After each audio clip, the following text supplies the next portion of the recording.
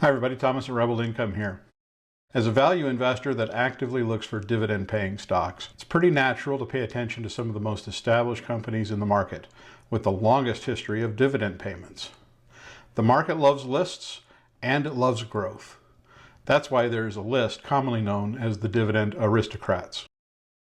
Dividend Aristocrats are companies listed in the S&P 500 index that haven't just paid a consistent dividend. They have to have also increased their dividend payout every year for at least the last 25 years. It's a laundry list of many of the most well-known companies in the United States, with names like 3M, Procter & Gamble, Johnson & Johnson, Target, Kimberly-Clark, to name just a few. I'm putting today's spotlight on the Coca-Cola Company, one of the most recognizable names in the world, and a company with a history of dividend increases that goes back 60 years. That puts it near the top of an already incredibly elite class of U.S. stocks. The company's next earnings announcement is due in the middle of February. Their history shows that dividend increases are typically declared during this report. Increasing a dividend consistently over decades is no small feat. It means that the company isn't merely profitable, but has been successful at growing their business from one year to the next, no matter the ebb and flow of economic activity. It's why a lot of income-oriented investors like me gravitate to these kinds of stocks. It's also always newsworthy when a dividend aristocrat falls out of this elite class, which is why I'm interested to see if Coca-Cola does, as most expect, actually increase their dividend again this year. Rather than simply assuming it's going to happen, we're going to take a look at their fundamentals. Are they strong enough to support a dividend increase? If they are, and you don't own shares of the Coca-Cola Company, is their value proposition strong enough to suggest that you should own the stock? Let's find out. I always start my analysis by looking at a stock's price chart. I want to see what the stock's current trend is doing and what its current price activity looks like. We can see that since the early part of October, Coca-Cola has been following an impressive upward trend, rallying from a low at around $52 to its current price right around $60 per share. The stock has also recently pushed above the 200-day moving average, which is flattening out, and has been acting as pretty strong support for the stock more recently at around $59.50. Over the last 4 days, the stock has also been coming up against resistance at around $60.50. If the stock can push above that $60.50 range, the next question is going to be how far can it rally before it finds next resistance. We can see a pivot high back in June of this year, right at around $62, and another line at a pivot high in July at around $63. That means that in the best case, there's about $2 of short-term upside to next resistance for the stock if it does break above $60.50 and start to build additional new bullish momentum. What if the stock breaks down below current support at $59.50? Well, the good news there is that next support should be pretty close by.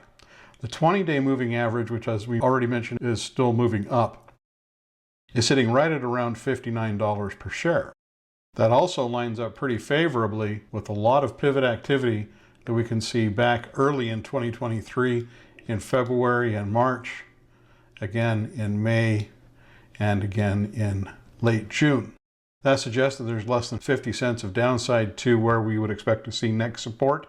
That means with $2 of upside against 50 cents of downside, reward to risk from a technical standpoint right now is at about 4-to-1. That's a very attractive reward to risk ratio.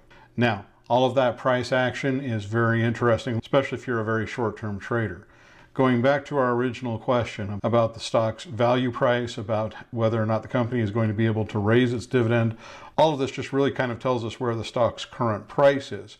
Doesn't tell us much about the stability of the dividend. So let's move over to the fundamentals and let's take a look at the company's balance sheet. Free cash flow over the last 12 months has been very healthy. We can see that in the most recent earnings announcement, free cash flow was a little over $10.2 billion. It's a very healthy increase from about $9.6 billion a year ago. Now, from 4 quarters ago to 3 quarters ago, there was a slight decrease from $9.6 billion to about $9.1 billion. However, from that point, the pattern of growth resumed. moving from $9.1 billion up to the current $10.2 billion in free cash flow. That's very attractive, even with a relatively modest free cash flow yield of 3.92%.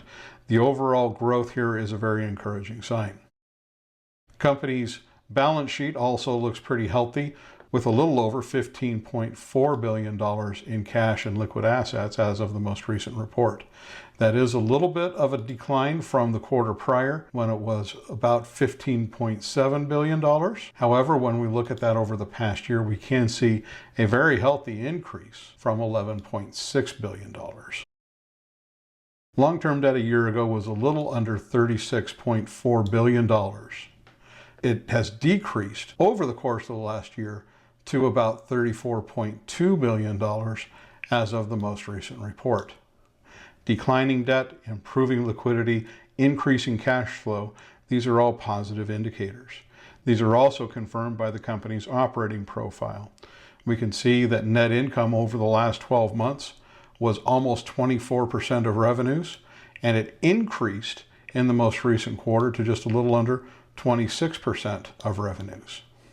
It's not a major increase, but it is an increase, and it confirms the strength that we're seeing both in free cash flow as well as in the overall balance sheet.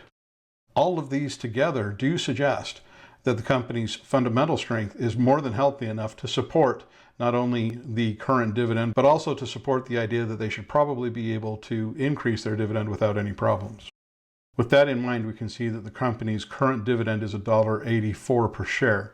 That translates to a dividend yield of a little over 3% at the stock's current price. How much will they increase the dividend? If they do increase the dividend, is anybody's guess. There's really no way to predict that for sure.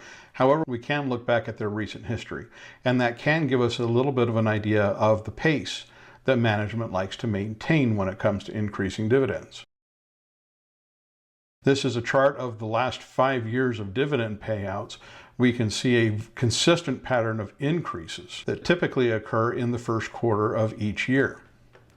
For the last couple of years, this increase was about 8 cents per share. In 2021, during the pandemic years when things were a little bit more constrained, management shortened the pace of their dividend increases to about 4 cents per share per year. This isn't any kind of an exact way to forecast what they will do with their dividend in the next earnings report. However, if history serves, it looks like we could expect to see an increase of about 8 cents per share if management believes that their prospects over the next few years are likely to continue to improve as they have in the last 2. If they're a little bit more cautious about their outlook, we may see that increase shortened a little bit to about 4 cents per share. Really big news will be if they keep the dividend the same, or if, as very few people expect, they actually reduce their dividend. That seems to be very unlikely. With all that in mind, the final question that we have is whether or not the stock represents a good value at its current price. Is that 3.7% dividend enough to warrant making an investment? Well, the 3% dividend is attractive. However, the stock's current price at $60 does put it outside the realm of acting as a good value proposition. That means that right now, if you already own the stock, you probably don't have a reason to sell it. It's a good stock to hold on to and continue to enjoy those dividend payments. However, if I'm looking for a new value-based buying opportunity, Coca-Cola just doesn't qualify. Thanks everybody, hope this is useful. If you like this content, please go ahead and subscribe to my channel by clicking on the link here. You can also check out this video if you'd like to learn more about my Rebel Income investing system. If you'd like to see what I do, you can subscribe to my Rebel Income reports and trading alerts using the link to my Patreon page that's in the description area for this video. Thanks again, I'm Thomas, talk to you again soon.